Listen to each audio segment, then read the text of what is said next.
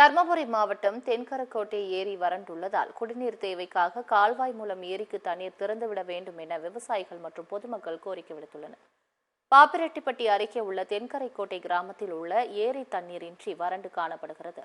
இதனால் பொதுமக்களின் குடிநீருக்கும் விவசாயத்திற்கும் தண்ணீர் தட்டுப்பாடு ஏற்பட்டுள்ளது. எனவே பாப்பிரெட்டிப்பட்டி வாணியாறு அணையிலிருந்து கால்வாய் மூலம் ஏரிக்கு தண்ணீர் திறந்துவிட வேண்டும் என பொதுமக்கள் கோரிக்கை விடுத்துள்ளனர். ஏரி பார்த்தீங்கன்னாக்கில் இப்போ வறண்டு குடிநீர் தண்ணி இல்லாமல் நாங்கள் வேறு இடத்துக்கு தண்ணீர் போகிற நிலையில் இருக்கிறோம்.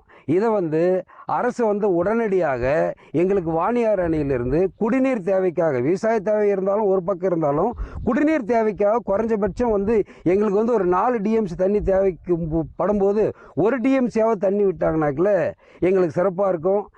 இங்களுடைய விவசாய பெருமக்கள் இந்த ஆடு மாடுக்கு தேவையான குடிநீர் பூர்த்தி ஆகுன்ட்டு அரசுக்கு நாங்கள் இதை கோரிக்கை வைக்கிறோம்.